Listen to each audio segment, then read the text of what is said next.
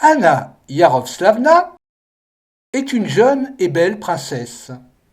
Elle est la fille de Ingigerd de Suède, la fille du premier roi chrétien de Suède, et de Yaroslav le Sage, roi de Kiev et prince des royaumes de Novgorod et de Rostov.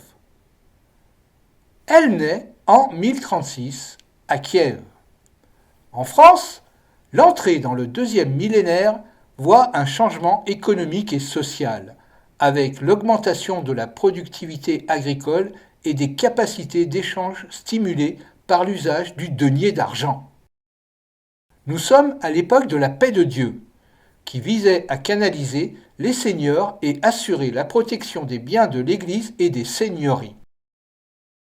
Dans le même temps, la fin des invasions et les continuelles guerres personnelles entraînent, à partir de 1020, la prolifération des châteaux privés, du haut desquels le droit de ban s'impose, ainsi que l'émergence de la chevalerie, nouvelle élite sociale qui tient son origine des cavaliers carolingiens.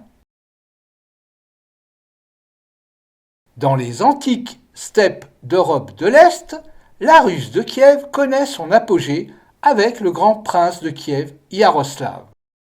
Celui-ci réussit à réunir en une seule entité la Russe de Kiev, le royaume de Novgorod et la principauté de Rostov, réalisant un puissant royaume digne d'être respecté par son voisin du sud, l'Empire byzantin. Yaroslav est un Rurikide. Il descend du légendaire Rurik. Il est le fils du Vareg Vladimir Ier le Grand, le fondateur de la Sainte Russie. Mais il fait remonter sa généalogie jusqu'au grec Philippe II de Macédoine, le père d'Alexandre le Grand.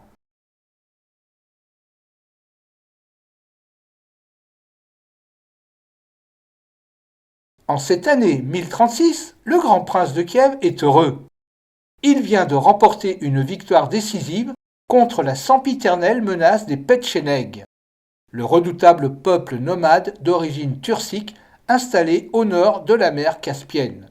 Et, comme une récompense divine, sa femme, Ingigerd, met au monde une fille, Anna. Le royaume de Kiev est entouré d'ennemis.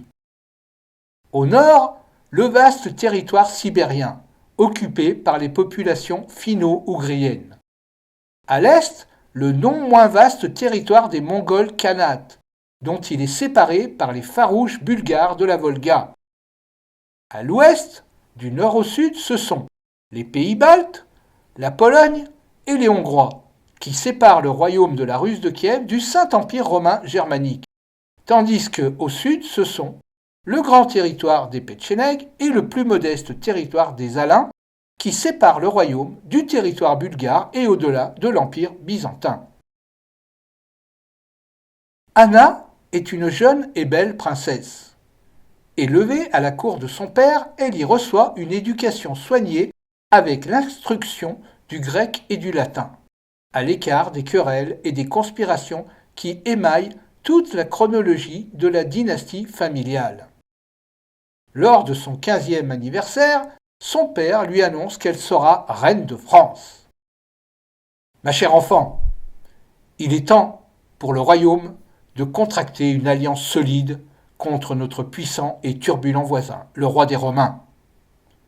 Dans la région bordée par le grand océan se trouve un royaume dont la dynastie prestigieuse est soutenue par de valeureux chevaliers.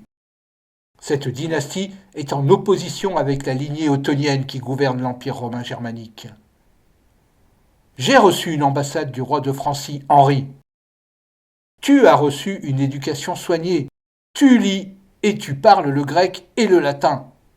Tu porteras auprès des Francs le prestige de notre couronne et tu introduiras dans cette lignée le sang des Slaves et de nos ancêtres grecs. Anne écoute avec attention les paroles de son père. Sa seule appréhension est de contracter une union avec un homme de 28 ans son aîné. Mais elle sait qu'elle est le fruit d'une lignée prestigieuse qui remonte à Philippe II de Macédoine et qu'en tant que lointaine parente du grand Alexandre, rien ne saura entacher cette noblesse majesté. Elle sera à la hauteur de ce challenge en rendant son père fier d'elle. Elle se met en route pour le Far West, en passant par Cracovie et Ratisbonne, où elle est accueillie avec délicatesse par leurs évêques. Elle arrive tranquillement à Reims, où elle épouse le roi des Francs, Henri Ier, et devient ainsi reine des Francs jusqu'en 1060. Le mariage se fait en la cathédrale de Reims et est suivi par de grands banquets. Nous sommes encore à l'époque de l'Église indivise. Celle-ci connaîtra son grand schisme 3 ans plus tard, en 1054. Ce schisme, basé sur une différenciation du concept de la Trinité, séparera définitivement l'Église catholique nicéenne de l'Église orthodoxe.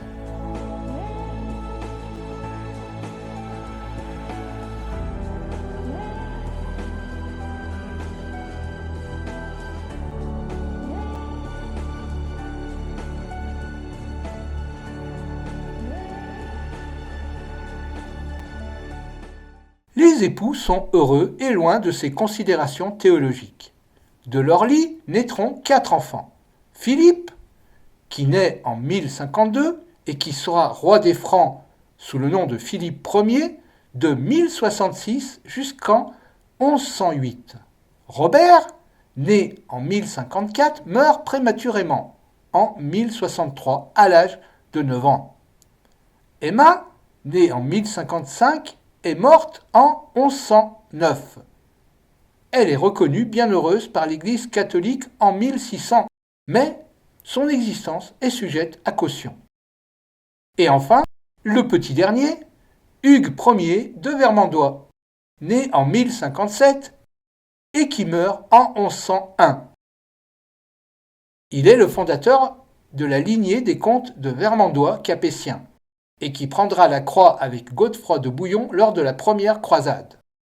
Pour la petite histoire, après la prise d'Antioche, où il gagne le surnom de Grand, les Turcs viennent assiéger la ville. Et Hugues, découragé, abandonne les croisés et revient en France sans avoir accompli son vœu. C'est pourquoi la prise de Jérusalem le couvre de honte et, pour réparer son manquement, il repart vers la Palestine. Mais les lois de Richard Feldman sont implacables. Hugues, bien que devenu grand, est blessé dans un combat au bord du fleuve Alice et meurt des suites de ses blessures à Tarse en Cilicie. De par sa descendance avec Philippe II de Macédoine, Anna Yarovslavna introduit le prénom Philippe à la cour de France en le donnant à son fils aîné. Philippe Ier sera ainsi le premier roi des Francs à ne pas porter un prénom germanique. Devenue veuve d'Henri Ier en 1060, elle est co-régente de son jeune fils jusqu'en 1063, date de son remariage avec le comte de Valois, Raoul de Crépy, après que celui-ci ait répudié son épouse légitime. Cette union suscite la colère des évêques, ainsi qu'une brouille passagère avec son fils Philippe. Et le couple est excommunié en 1064. La régence de la couronne franque échoit alors à Baudouin IV, l'oncle par alliance de Philippe, et qui était l'époux de la sœur de feu Henri Ier. Philippe est alors âgé de 11 ans.